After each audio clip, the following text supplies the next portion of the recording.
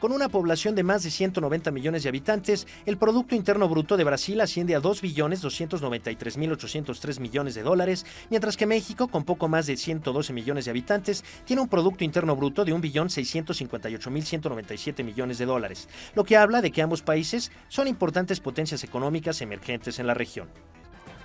Como ya hemos visto, pasó cerca la bala, como se suele decir. Afortunadamente, la mayoría tuvo la cordura para poder llegar a un acuerdo, no quizá ideal, pero finalmente atempera las cosas y mantiene un status quo flotando quizá con alfileres por los próximos, diría yo, 18 meses o 17 meses hasta las elecciones que vengan en noviembre del año que viene en Estados Unidos. Pero me gustaría mucho, Luis, si nos puedes comentar, la mayoría de nosotros no conocemos el funcionamiento de la Bolsa Mexicana. A veces cuando pensamos que debiera de subir porque leemos ciertas noticias es exactamente cuando baja, viceversa. Nos parece como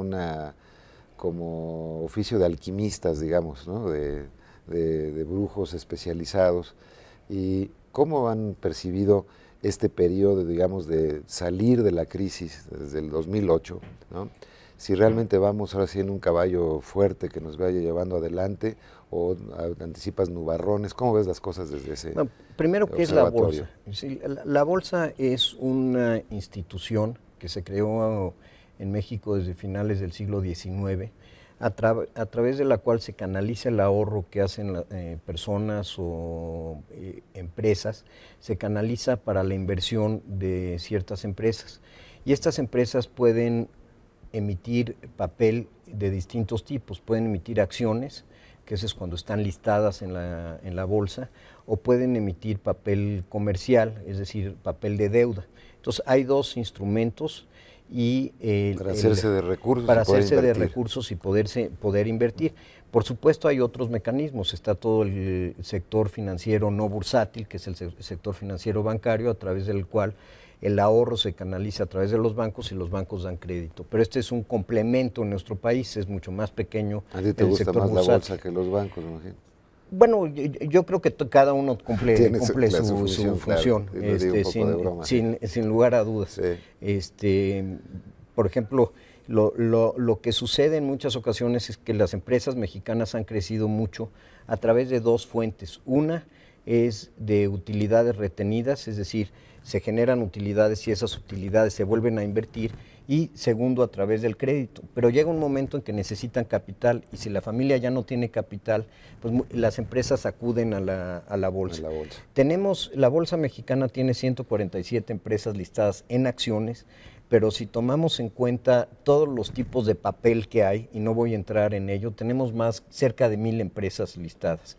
Y el valor de capitalización de la Bolsa Mexicana de Valores, es decir, cuánto vale la Bolsa Mexicana de Valores, vale alrededor del 43% del Producto Interno Bruto. O sea, como unos 500,000 millones de dólares. Sí, el Producto Interno Bruto es $1 trillón, un trillón sí, americano. Como 500,000 millones de como dólares. 500,000 millones de dólares.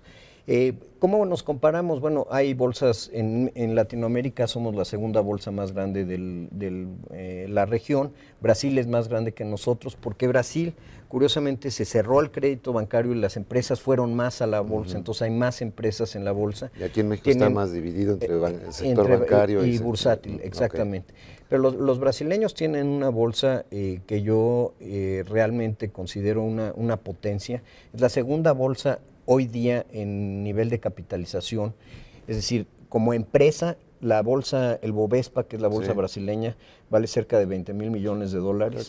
Nosotros valemos la bolsa mexicana, no, pero nosotros valemos como bolsa, como empresa, 1.5 mil millones y ellos valen 20,000. Entonces, son mucho más grandes. Ellos tienen cerca de 600 empresas.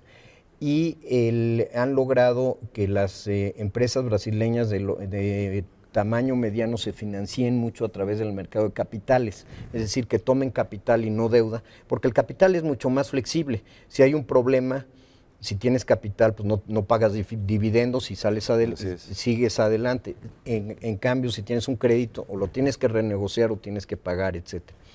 Entonces, la bolsa es una forma de financiarse.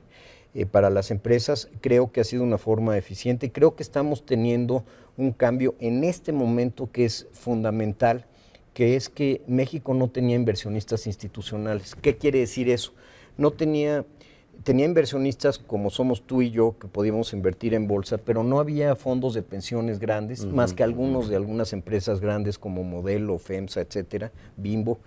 Y ahora con la reforma que pasó el presidente Zedillo en 1997, se tienen a las Afores, en los que todos nosotros tenemos una cuenta en una Afore. Un torrente de dinero importante. Y entró una cantidad de dinero muy importante a inversión en bolsa, y eso ha permitido.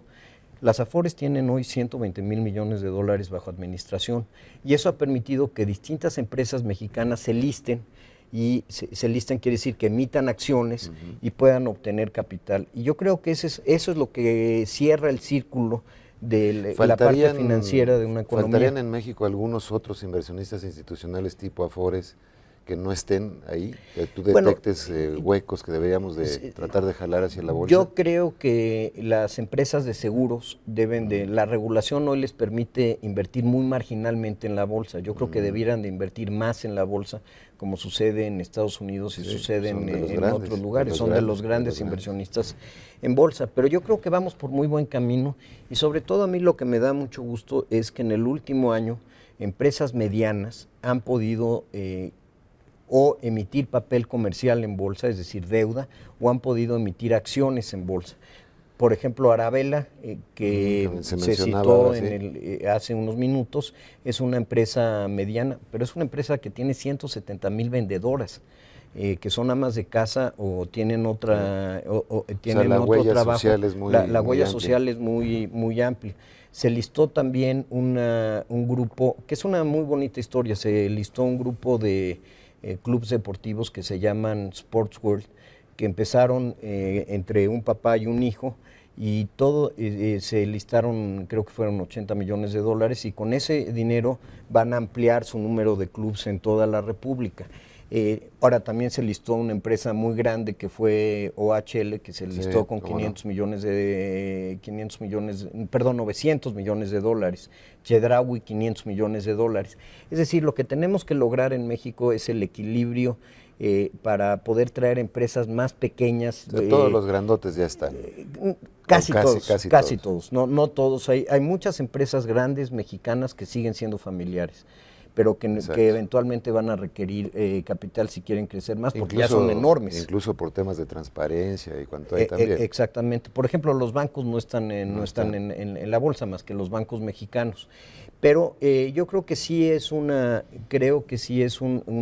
mecanismo en que por un lado le da recursos a las empresas y por el otro lado le permite al ahorrador, ya sea el ahorrador institucional o la persona física como tú y yo, pues tener acceso a ser socios de empresas muy prestigiadas como Bimbo, como FEMSA, o quizá empresas que están saliendo adelante, que son empresas medianas como Arabella. Compro papel de Arabella, y eso hace que los instrumentos en los que podamos invertir sean realmente nos permitan tener nuestra riqueza, sea mucha o baja, diversificada. Poniéndolo gráficamente, que al momento de comernos un gansito sepamos que es nuestro. Exactamente. ¿Verdad?